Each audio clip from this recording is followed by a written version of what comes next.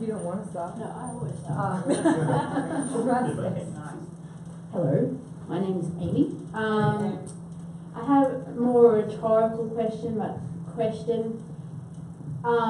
it's more about hope for us as people who can vote for people or to try to persuade. We live in a world where at the moment Trump is in charge, and as living in part of the world, it's a scary time because America kind of affects everyone on decision making. We've got ScoMo. We almost had another White Australia policy, which, while it's not exactly the White Australia policy, it's definitely on that line, you know, and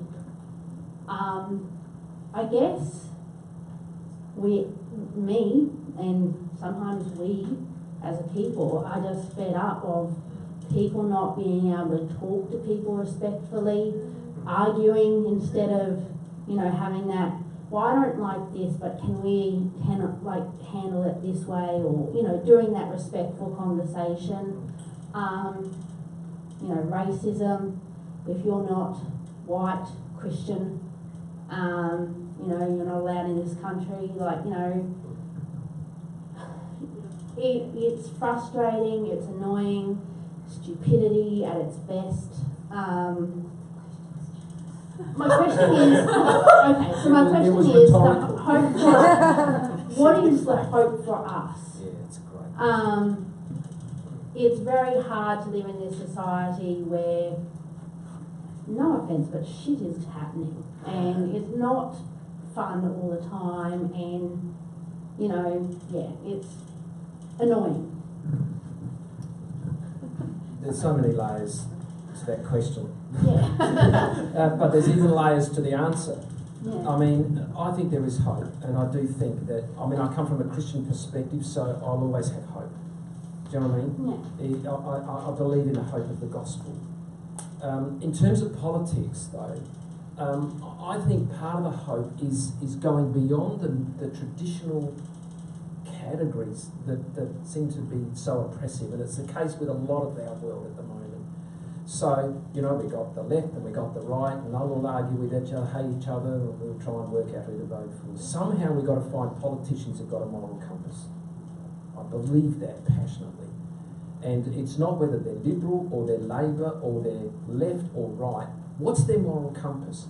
I mean, I grew up in a very strong sort of worker unionist background, western suburbs about that. And if I was called anything now, I'd be called a swinging voter. And the reason is that I refuse now. I don't buy the package any longer. And so I'm looking for politicians out there who've got some sense of moral fibre, whoever they are. And I'll probably vote for them. And that's the hope for me. That's my response. In response to your response, hang on. Every election when that happens, I always try to do a bit of digging on my candidates and what they say, what they believe, and what they do. And for more often than one, you don't have an option that actually, like, there's no option. It's like you all have the same view on the asylum, or they don't list their option, and you can't find anything regarding like the asylum seeker issue, the domestic violence. You can't find it. What do you do? It's when it's not even in their radar. Yeah, like It's a good question. That is a great question. Well, for me, if you're asking me, it's before I get to the vote. Because we can influence, and we've got to believe that collectively we can influence politicians. I mean, as I said, I've got one in my family, so it's kind of easy. Just go and tell him what I think all the time. And he comes from a Christian perspective, a vehement Christian perspective, and the minister that he's serving comes from a vehement Christian perspective.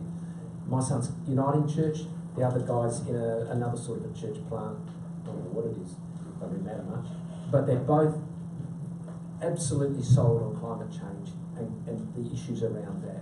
So, yeah, I agree, it is difficult, it's not easy. But Yeah, I think, first of all, be very cynical of any political party who say, if you're Christian, you vote for us. Yeah. Number one, if anyone says that, go, let me check, you know. Because it doesn't matter who it is. It's like, yeah. And I think, as you can see in America, like, and some parts of Australia, that when people started banning it around. And so, you know, admittedly, all the things I talk about, immediately people will say, oh, you're obviously a Greens voter. And I'm like, well, it depends. You know, it depends what you're talking about, you know. And I'm going to vote for love. I'm going to vote for unity of people bringing together. Whoever's going to do that for me, you know, that's what it is. It's like, who would Jesus vote for? You know, no one party. Every time's going to be different. He's an alternate swing voter. Some people would say he wouldn't vote at all because the system's so freaking corrupt, right? But I don't know what the question was, but What do you do when there's no good option? Yeah, what are you doing to go to? Well, some people just don't vote, right? Because some people go, well, I seriously cannot bring myself to vote for any of these morons or whatever. And I think that's, like, I'm not advocating everyone do that, but I'm saying if that's what it comes down to, you have a choice. And that's why your vote's powerful, it's up to you. And look, if worse comes to worse, like personally, I always put the main parties down the bottom, because lots of people already vote for them, they're probably not going to vote anyway. I vote for independents, first of all, if I can, if there's an extra non-crazy person on there. And yeah, I think independents are really important, as you can see in the Wentworth election. Like, that's super powerful. Next week's going to be a very interesting week for Australian politics. So, as people get encouraged to enter politics as independents, I think that's a really great thing, because I wish there were no parties, right? I wish people were just allowed to just vote on issues and just form alliances around different issues. And I think that the only way for that to happen is to have more independence in the government. So, and if there's like good candidates, you run next time. Simple as that. Oh, you run. You run next time. I was just wanting to make a quick point just about the issue of voting, because I think that's a really interesting issue, especially with the upcoming election and all that.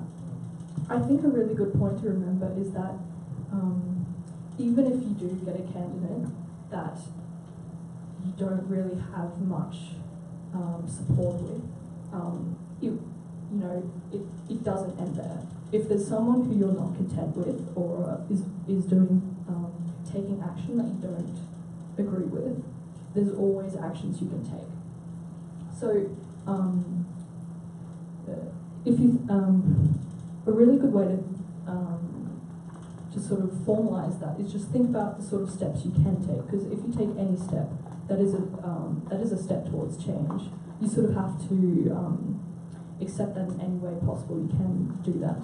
So one way you could do it is think about the person who is in the power, because we sort of think of people in power as these sort of ethereal dinosaurs who can't change their views on anything. But if you actually take the time to try and research their background, all of the time they always come from very passionate backgrounds. They always have reasons behind their policies. So if you try and cut to the reasoning behind their policies, you can meet them at a level that they will understand. So you can do things such as meet with them. You can, obviously there's rights to protest, but definitely politicians in the position that they are, if they're not listening to their population and they're not taking efforts to listen to people around them, they're really missing out on the core basis of what it means to be a politician in Australia. So I think there's always something you could do, and there's always has to be hope for efforts you can do to improve the situation. So I just want to maybe ask a follow-up question before we ask another one. So we've talked a lot about politics, but I mean, I heard a number of you talk about the whole sense of politics as organising, as people, and faith impacts everything. So can we be politically active without necessarily being political, if you get the sense? Is there a sense where we can make a difference? Does it always have to involve politicians, or is there stuff at a more grassroots level that we can all be involved in Or is it all just about lobbying? I might just start on that. I like to think that everyone can make a change that's non-partisan. There's always ways to do actions in a non-partisan manner. I think a lot of the main issues with politics is that people try and align themselves. Issues with politicians that they just go, I have to vote on these party lines. I might disagree on that. A lot of the time they do disagree based on ethical, religious values, but they just put on their party blinkers and they have to vote on that line. But it's the idea that actions we take shouldn't be defined by political viewpoints. So I think actions we take at our sort of level as a non-politician level, there's many ways to try and make that as effective for ourselves as possible. There's definitely many ways for us to not be involved in the mess that really is politics. It's just, if you look back on your core purpose and principles and think about what change am I wanting to make and how am I going to make that change and how is this going to be effective. That's my thoughts.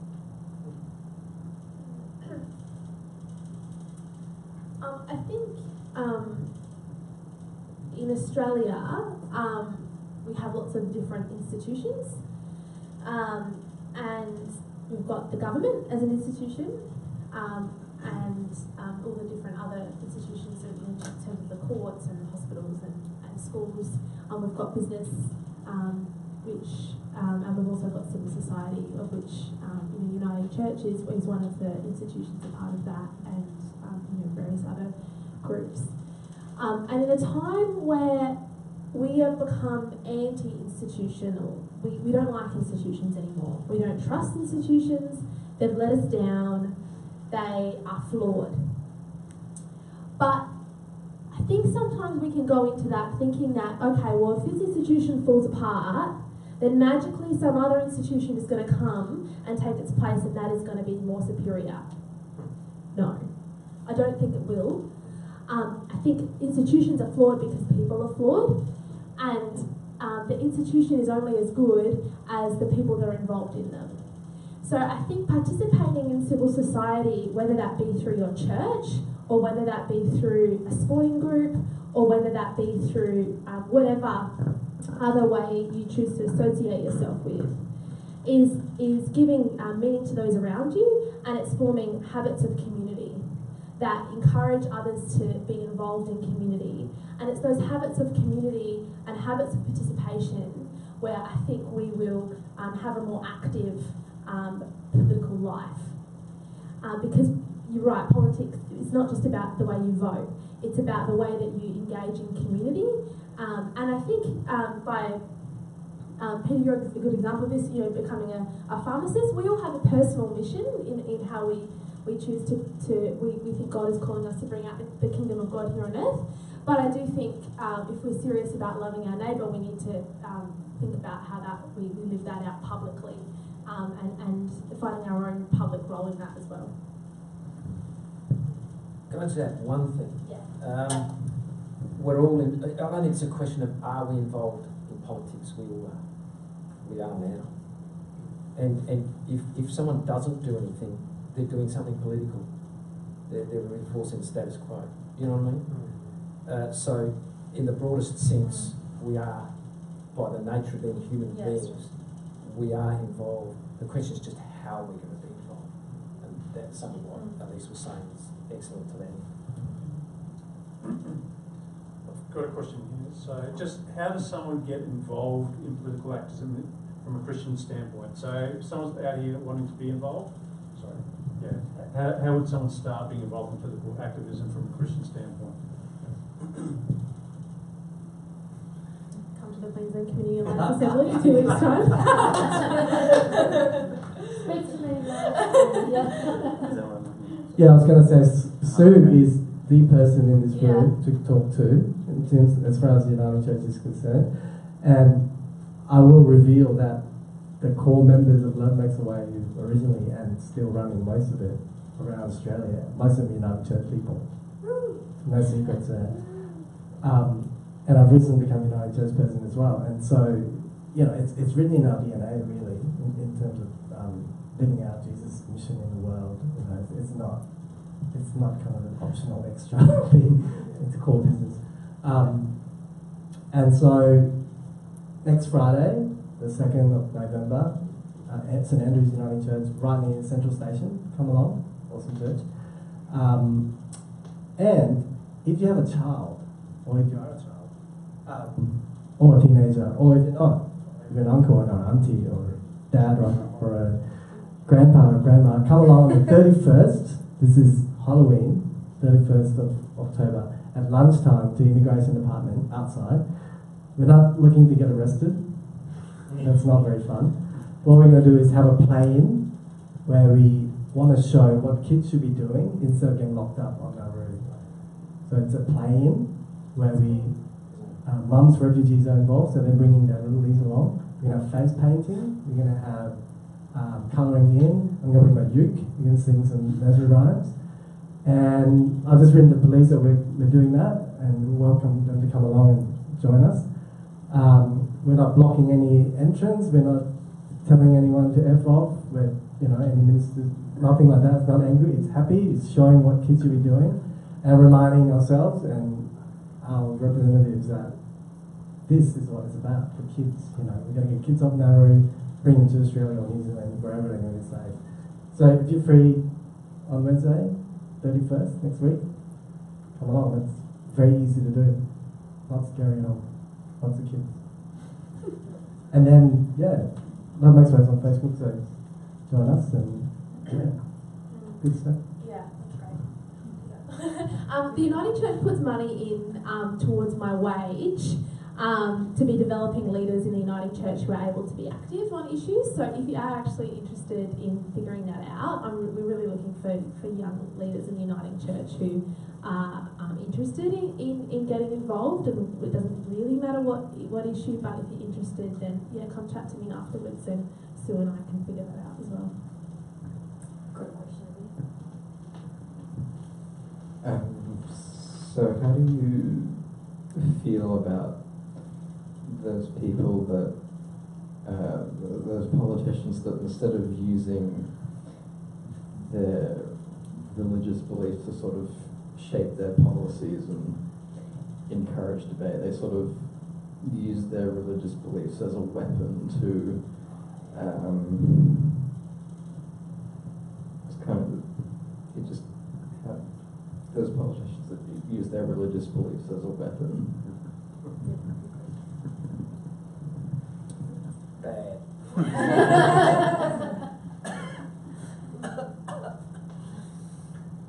Look, I know there's a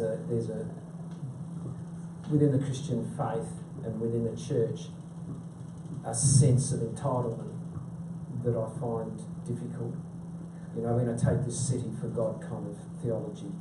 That's you know that doesn't see itself as part of human. What is it? The sharing of human nature or something, but comes from a moral superiority, which I think is obnoxious personally. I mean, I'm passionate about following Jesus. I love Jesus. I'm probably theologically evangelical, conservative, or whatever. I don't know what those titles mean anymore.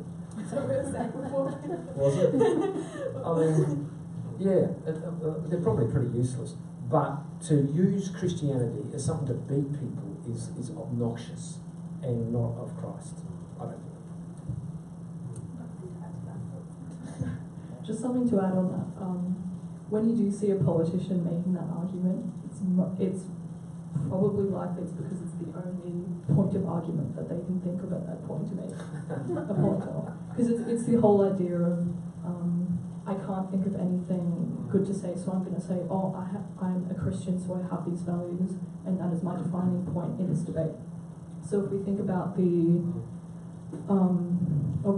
joys of the federal parliament for the same-sex marriage debate, a lot of that was just, I hold the position that I'm a Christian and that is my argument.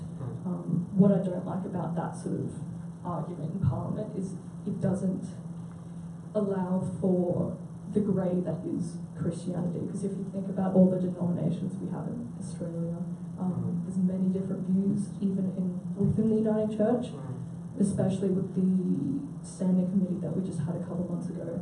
The whole idea of being united but distinct in our views on different topics. So definitely, when politicians make arguments like that, it's just, I don't know how to end this, but it's always just a really false argument. Yeah, I just one word I can think of is fear. You know, it's a strong emotion. You know, fear will override any reason or logic. You know, we could be talking right now, and then we'll go, oh my God, that sound. You know, that wasn't lightning. That was actually a building about to fall down on us. You know, immediately no one's thinking about politics and we're out of here. You know, like that's fear, and so that's a very that dog whistle kind of thing. You know, like just for example, today I was reading about Mr. Dutton bringing back African gangs again. You know, apparently they're very dangerous again, and we need to do something, or else I'm going to die. And they're like, I'm wondering maybe the election's going to be called tomorrow. I don't know. And do you know what's more powerful than fear? I think anger. And in the Christian tradition, we talk about this kind of there's a righteous anger, and in the anger comes from the word ong, which is Norse. Ong, which is grief. And grief is attached to love. Because if you grieve, it's attached to love that you had or love that you could have had. And so often when we think of anger, we think of a roaring kind of bushfire anger that comes through and destroys everything. But I think that the Christian anger is more about the tempered fire, the tempered flame at a stove, which is kicking away slowly, steadily, and being able to fuel what we do because we're angry at the state of the world, we're grieving the state of the world, and that's attached to love. So understanding that as an overcomer of fear as well. Can I also add, that was great, the note about anger. What was it again? I need to practice which means that. grief. Despair. Yeah. I also equally am offended when someone says you can't bring your Christianity to your role as a politician or whatever. I think that's the other opposite of that argument. The sort of myth of neutrality, really? An atheist will say, you're a Christian, you leave your Christianity at the door. I don't know how you do that, because whatever meaning framework that you have, you will operate out of that, and I think we've reinforced that here with that. I do have a question that was written in by someone. It said, should we, or how can we advocate for marginalised groups and sensitive issues that don't line up with our theologies? So should we advocate for them, or how can we advocate for groups or issues that don't line up with our theologies, marginalised groups?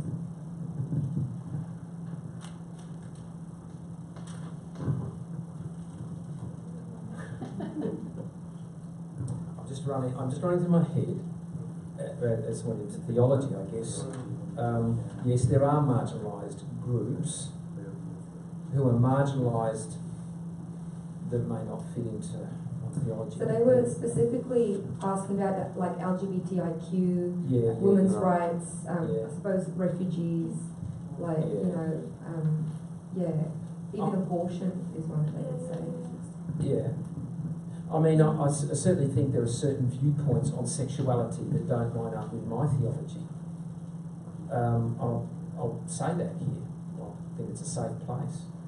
But I still don't think there's any excuse for treating anybody without a sense of dignity and protecting people from harm and violence and abuse. So, I mean, Muslim people may not fit with my theology, and in our country Muslim people can be marginalised severely, but I think with other groups cooperatively seek the help and health and protection of people who have a belief other than mine. Yes, and I have.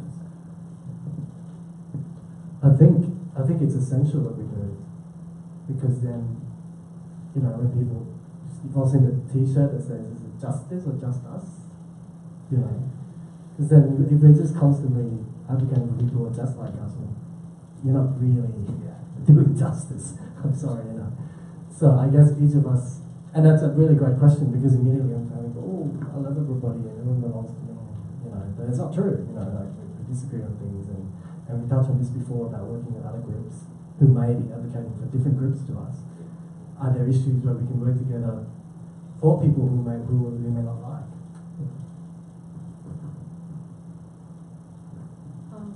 Just to add another point to the debate, I think the point that was raised about ideas that don't fit with our theology. I think when we come to points of issue that we struggle with, or are just not really clear on what sort of direction we should take under religious views, I think there's always an underlying basis that you can fall back on. So the idea of, we do have a basis of respect for all people. We think that people have basic rights to, base levels of just anything.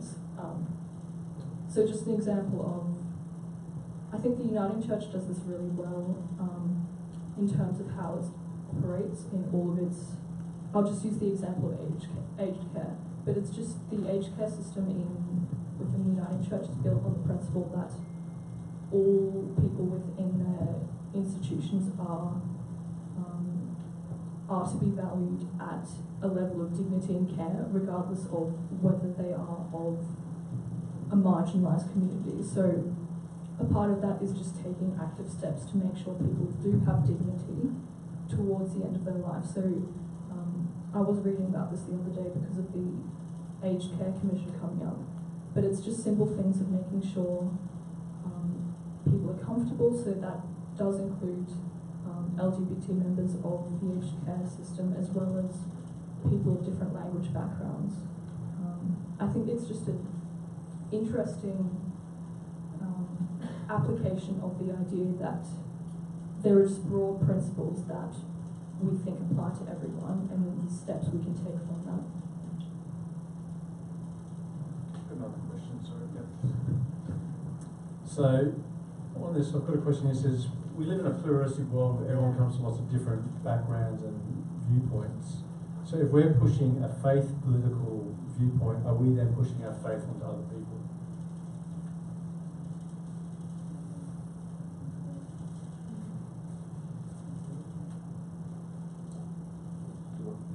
No. It is never abusive to have a faith position, as long as we're ready to receive the other equally. That's my immediate response. Yeah, totally. It's weird because I wanted to say yes, but how are you doing it? How are you pushing it? Because like the classic example is, yeah, we're pushing Jesus there, totally right. Because we really think he's the way, and not just spiritually, but politically and in every other way. We think that look at the way Jesus worked with the disciples, the way he managed the band of mishmash of people, and sent them out into the city, into the different places. Like there's so much to learn from that, that I think that is the way we should do life, and I am pushing it, but not in a horrible bashing you with the Bible way, in love. We're pushing it with love, and people see it. People get it. I'm writing this beautiful letter to the police. I'm saying, thank you so much. You guys do such beautiful work in the community, looking after vulnerable people, especially children. And so we're gathering for children. Please join us. We value you because this is a God that we love. God loves children. Join us. Pushing. I think it's complicated. I think it's a gift that we live in a liberal, pluralistic society where we have lots of different faiths and viewpoints that are all able to advocate at the table. And I think that it's a good thing that Christianity did setting out, is being a part of and supportive of not always obviously setting it up, but that we have this system. I think it's complicated because I think if you look, for example, at the situation of religious freedom at the moment around, now I come from the Catholic tradition, and there's, if you look at the religious freedoms around LGBTI teachers being in Catholic schools, it's all very complicated, and how much we are, and I think the church needs to explore: are we on the side of the marginalised and vulnerable and exploited here, or are we actually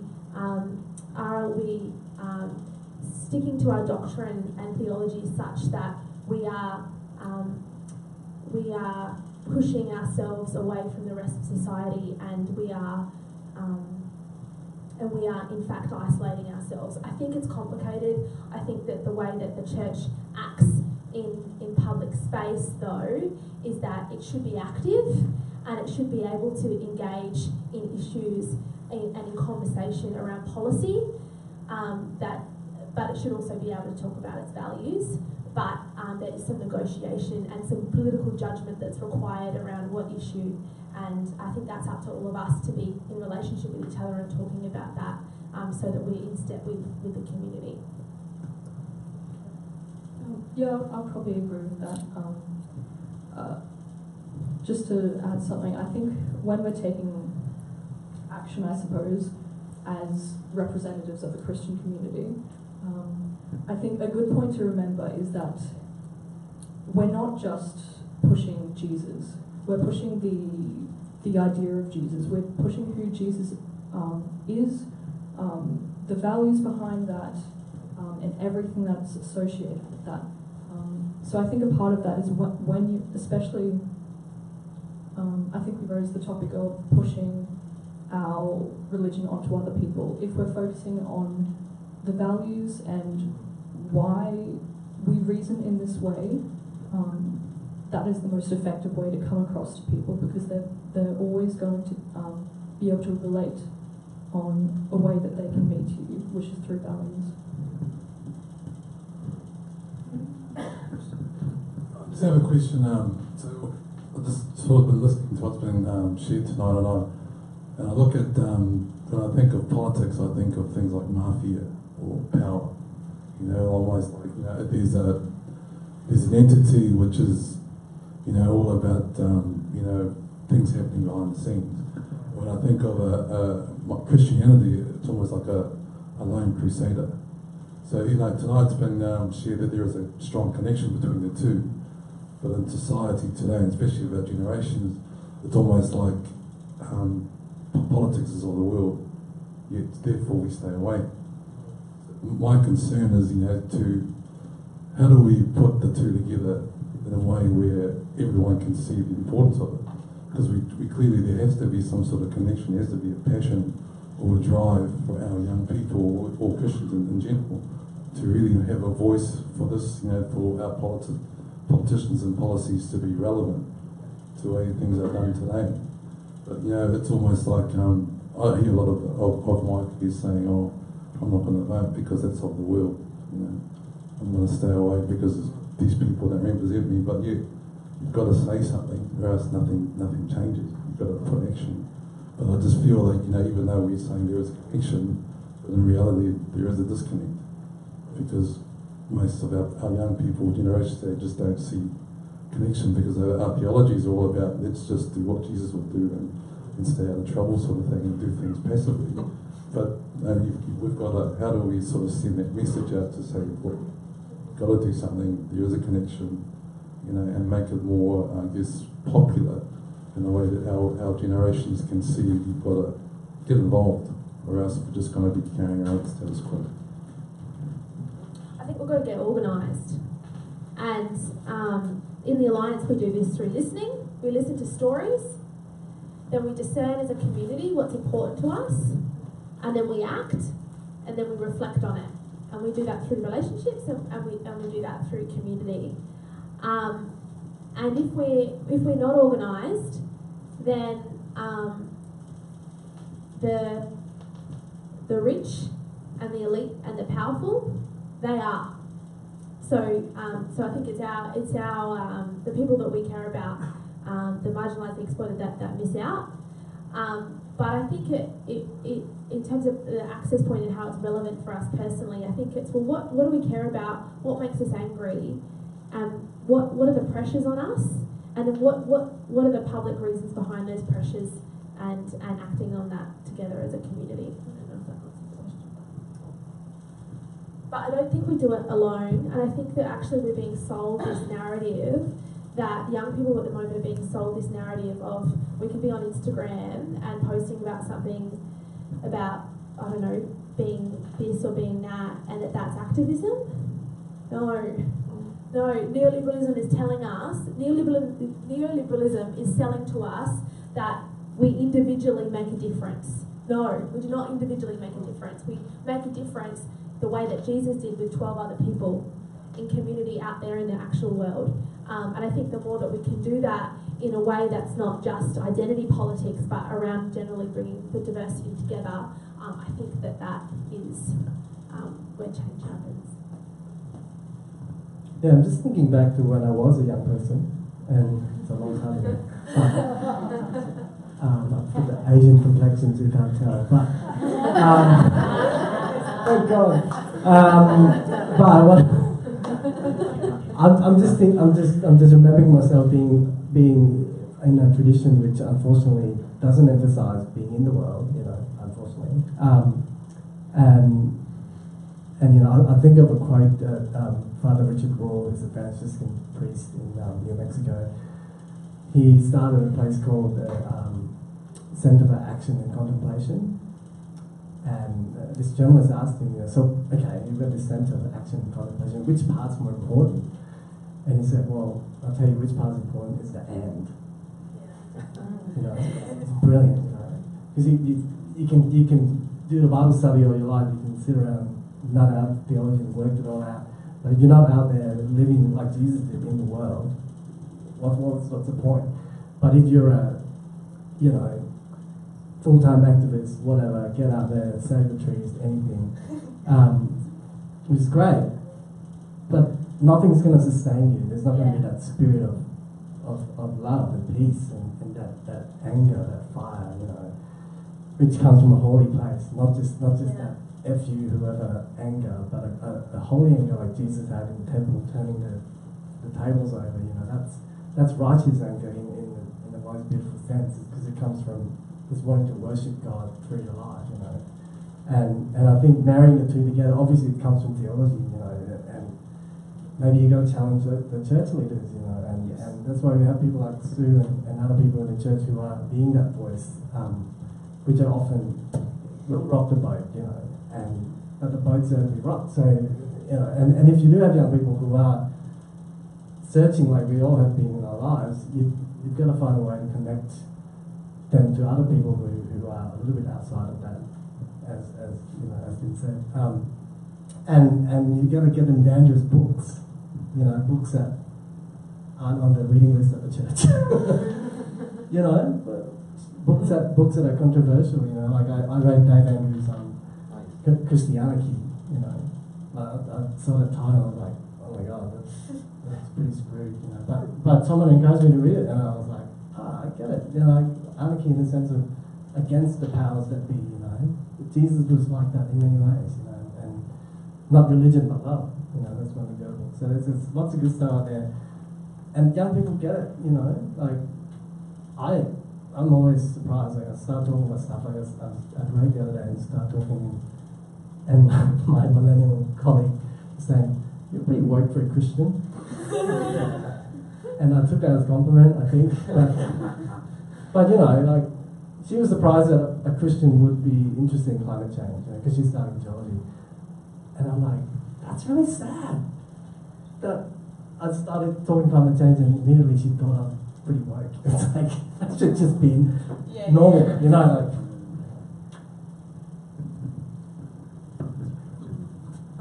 just quickly to just talk on, I think we ended up coming to a sort of discussion on youth engagement. Just a point on that. I think there are a lot of issues with engaging with young people in society, not necessarily just church institutions, but generally among schooling, especially engagement in sport activities, just generally. There's lots of issues in this sphere, but I think it really comes down to the issue of how we're coming across to young people. Are we actually meeting them on their level, or are we imposing how we think young people behave and act? I wouldn't say I represent young people. I don't know really where the distinction lies, who is a young person, but I think young people are rapidly changing with technology and all that, and I think it's just, I think we just need to rethink how we engage young people, because if young people are the future, we really do need to put value into how we connect with other people, because it is all about relationships in the end. It's about how we come across to other people and engage them in the mission we have in life, whether that's through community events or anything involved in activism or anything like that. It's all about making a space where young people feel that they can connect to.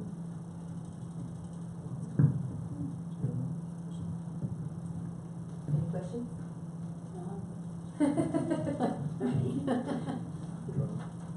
Got a couple more here. What do you want to? Would you guys, well, might have one more question and then we'll wrap up tonight, I think. Yeah. So, this is sort of a very generic question, but so how can we have individually the most productive influence on society that reflects our beliefs? So if you're going to say to people walking away from here, what's the best way we can have a productive influence on the world around us that reflects our faith? That's a really good question.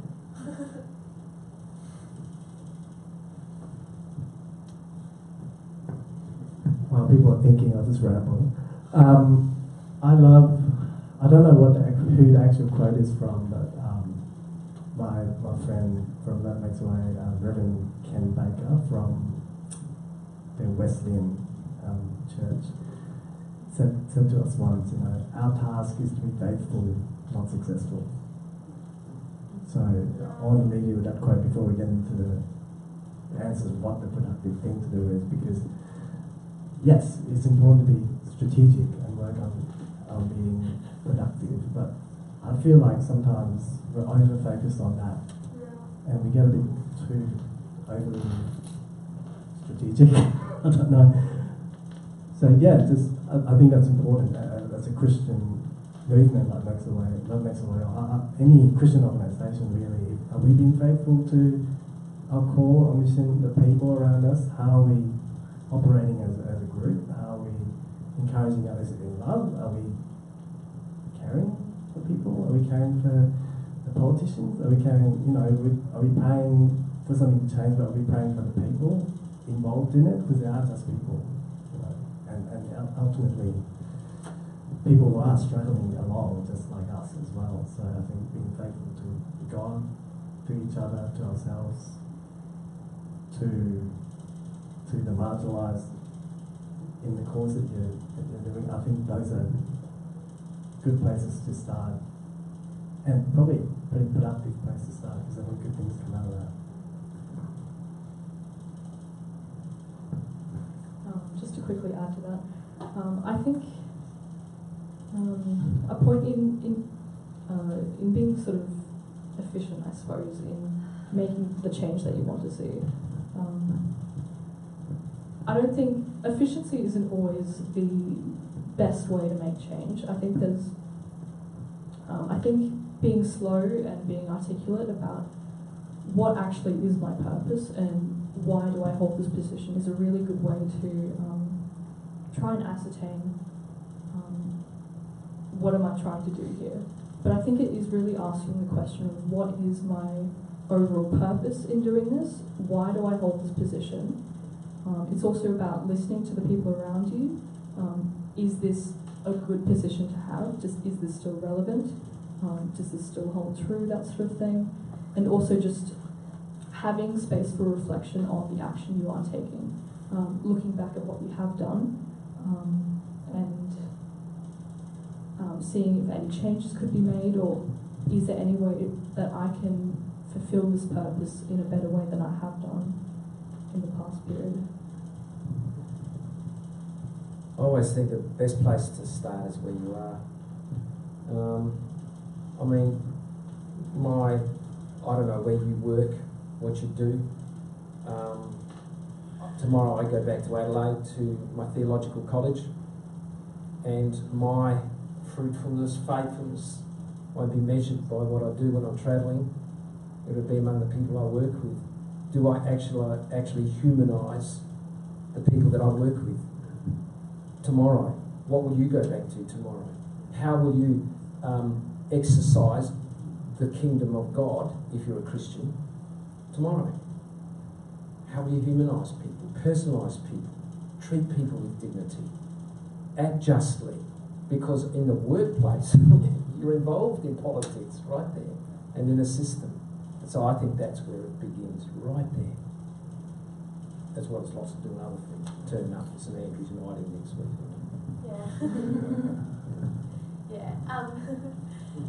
Yeah. The term efficiency is quite is a bit of a capitalist frame on what we're trying to do as civil society. But so I find that interesting the way you guys have brought that up. I guess I try and separate this in terms of my private life and my public life. So in my private life is about our friends and our family, and trying to be able to be present to those around us and loving those around us. But in my public life, I think that's a really good question. How are we influencing for justice? And I guess in the Alliance we talk about this idea of we don't do an action unless we're building power, because we believe that building relational power is eventually what is going to get outcomes for us as civil society. So that's one of the, I guess, things that we try and think about. Are we going to be stronger from this? Are we building a movement towards something, or are we just doing an action that's going to dissipate and not actually move anywhere? So I guess that's something I like to think about. But if you're into that as well, there's this idea of this movement called effective altruism, which is all about like efficiency of the way that you give back to the world, which is really kind of an interesting idea. But in a way, we can't all be Bill Gateses. We need teachers as well, and we need good nurses and doctors. So, but if you're into that, effective altruism is based on some of the ideas of Peter Singer, but don't hold that against me. Okay, well, thank you all for your collective wisdom. It's been really inspirational to listen to you all. I'll work for any time. So just a couple of things. So we've got Love Makes a Way October 31st. We've got the Facebook and Community Alliance. When do you want me? Yes. Look at me taking the microphone. So we're going to be asking for, we're going to have a politician there, we're not sure, but someone in the cabinet, and we're going to be asking for TAFE for people seeking asylum, and better vocational education training, and there'll be, how many does the Uniting Church need? 100? 120. 120. So Sue's trying to rustle up 120, so if we could get, 20 in the room, that's only 100.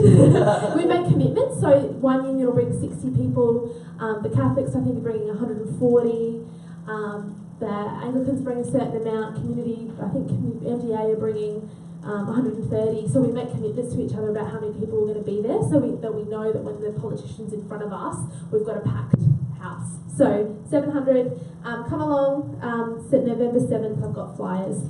Yeah. Excellent, thank you. Also, just to let you know, there's conferences, the Surrender Conference and the Justice Conference, focused around young adults and justice and Christianity, so look them on the internet. Nick, you got other stuff? Yes. Well, you already did it, but thank you again. So have another round of applause. We really do thank you guys, and Craig coming all the way from Adelaide just for the nose already. No, we really do appreciate you guys, and thanks for all of your input and taking the time to be here tonight and share some knowledge and wisdom, and hopefully encourage us all to be active, or to be reminded that tomorrow counts. You know, like you said, we're already political. What are we going to do about that? How are we going to live out our faith and be God's hands and feet? So thank you very much. Just a couple of other notices.